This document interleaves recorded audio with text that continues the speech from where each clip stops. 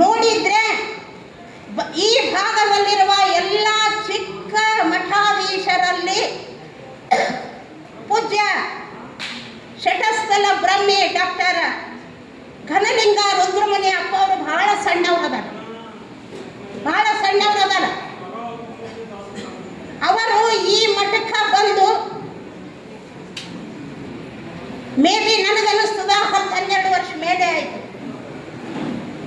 ಅವರು ಅದೇ ಆಗ MA ಮುಗಿಸ್ಕೊಂಡು ಬಂದಿರು. ಇಲ್ಲೇ ರೂಮ್ಗಳಿದ್ದು, ಹಳಿ ರೂಮ್ಗಳಿದ್ದು, ನಿಮಗೆಲ್ಲ ಗೊತ್ತಾಗ್ಯದ. ಆ ಹಳಿ ರೂಮದಲ್ಲಿ ನನಗೆ ಗೊತ್ತಾಯಿತು, ಇಲ್ಲ MA ಕನ್ನಡ ಮುಗಿಸ್ಕೊಂಡು ಬಂದಾರ ಅಪ್ಪವರು, ಭಾಳ ಆಕ್ಟಿವರ ಅಂದಾಗ ಅನೇಕ ಜನ ಕಲಬುರಗಿಯ ಸಾಹಿತಿಗಳು ಅವ್ರ ದರ್ಶನಕ್ಕೆ ಬಂದಿದ್ದೇವೆ. ಇಲ್ಲಿ ಬಹಳ ಸಣ್ಣವರು. ಆಗ ಎಲ್ಲರ ಬಾಯಲ್ಲಿ ಒಂದೇ, ಈ ಸಣ್ಣ ಚಿಕ್ಕ ವಯದಲ್ಲಿರುವ ಪೂಜ್ಯರು ಹೇಗೆ ನಿಭಾಯಿಸ್ತಾರೆ ಅನ್ನುವಂತಹದ್ದು.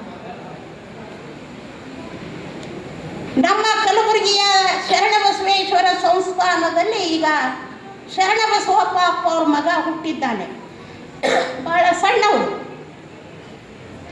ಆದರೆ ಅವರ ಹಿಂದೆ ಅವ್ರ ತಾಯಿ ಬಹಳ ಬಲಂಡರಾಗಿ ನಿಂತಿದ್ದಾರೆ. ಪೂಜ್ಯ ಅಪ್ಪ ಅವರು ಈಗ ಅವ್ರಿಗೆ ಮುಪ್ಪು ಬಂದಿದೆ. ಈಗ ಅವರು 91 ವರ್ಷದವ್ರ ಅಪ್ಪ ಅವರು, ಶರಣಬಸವಪ್ಪ ಅಪ್ಪ ಅವರು. ಆ ಕೂಸು ಈಗ 7 ವರ್ಷದ ಕೂಸ ಮಗ. ಅದರ ಆ ಕೂಸಿನ ಹಿಂದೆ ಅವ್ರ ತಾಯಿ ಟೊಂಕ ಕಟ್ಟಿ ನಿಂತಿದ್ದಾರೆ. ಪೂಜ್ಯ ಅಪ್ಪ ಅವರು ಏನೆಲ್ಲವನ್ನ ಕೂಸಿಗಾಗಿ ಮಾಡಿಟ್ಟಿದ್ದಾರೆ. ಅಸಂಖ್ಯಾತ ಭಕ್ತರು ಆ ಸಂಸ್ಥಾನಕ್ಕಿದ್ದಾರೆ. ಇಲ್ಲಿ ಹೇಗೆ, ಇಂತಹ ಮಠಗಳು ಹೇಗೆ? ಆದರೆ ಅಪ್ಪ ಅವರೇ ಇವತ್ತು ನೀವು ಸಿದ್ಧ ಮಾಡಿ ತೋರಿಸಿದ್ರಿ.